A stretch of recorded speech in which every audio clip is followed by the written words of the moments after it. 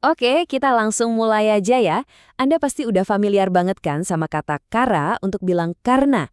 Tapi kalau di dunia kerja, biar kedengeran lebih profesional, ternyata ada loh cara lain yang lebih pas dan elegan.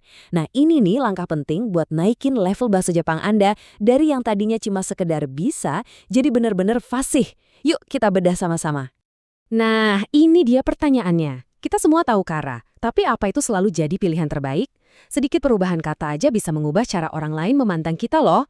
Apakah kita terdengar kayak lagi cari-cari alasan, atau justru kita lagi nyampain fakta secara objektif dan profesional? Inilah bedanya, dan ini yang bakal kita kuasai bareng-bareng hari ini. Oke, kita mulai dari yang paling dasar dulu ya, bentuk T atau D. Anggap aja ini cara paling to the point buat nunjukin hubungan sebab akibat yang murni.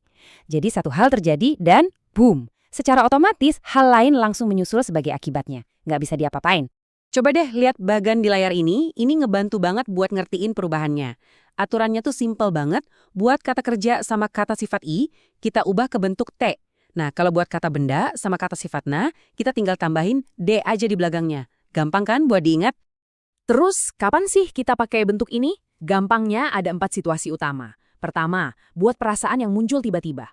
Dengar berita, langsung kaget. Kedua, buat nyatain sebuah kondisi. Misalnya, ceritanya rumit, jadi saya nggak ngerti. Ketiga, buat hal-hal alam, kayak gempa bumi. Dan yang keempat, yang paling sering, buat kejadian yang di luar kendali kita, kayak kecelakaan. Intinya satu, sebab akibatnya itu langsung, dan kita nggak bisa kontrol. Nah, ini penting banget, catat ya. Ini aturan emasnya.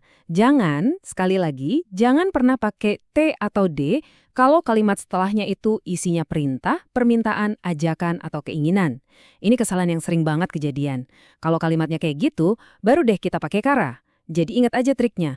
T atau D buat akibat yang terjadi, gitu aja. Kara buat ngasih alasan untuk tindakan yang kita mau orang lain lakukan. Oke, sekarang kita naik level ya.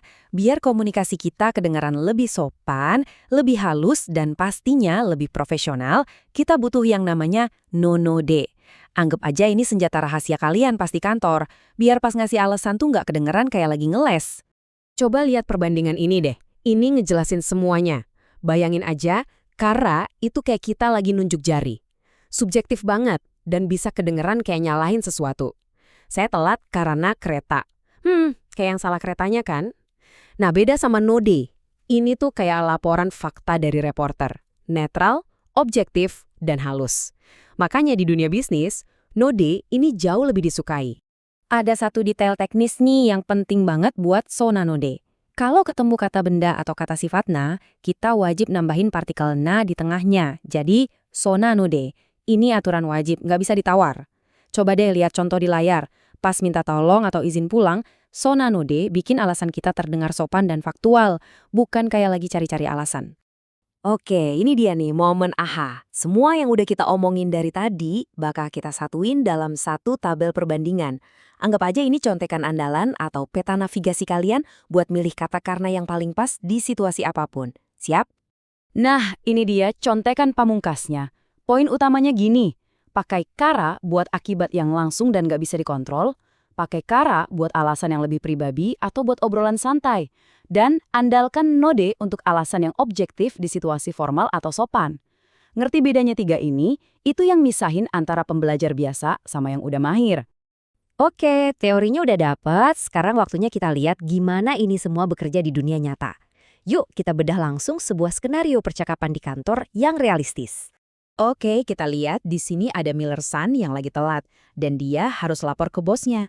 Coba deh perhatikan baik-baik kata apa yang dia pilih buat ngejelasin alasannya. Ini studi kasus yang pas banget. Yuk kita bedah kalimatnya Miller-san, jiko ga atte. Dia pakai bentuk T. Kenapa ya?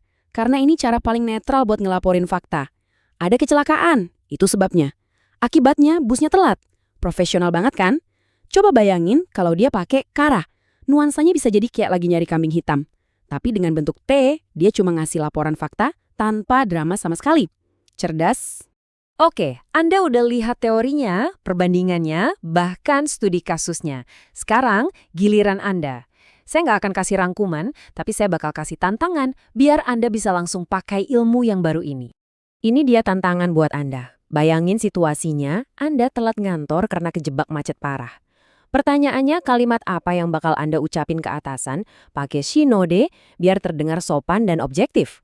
Coba deh, sekarang juga susun kalimatnya. Melatih skenario kayak gini itu cara paling cepet biar tata bahasa profesional ini nempel di kepala dan jadi kebiasaan.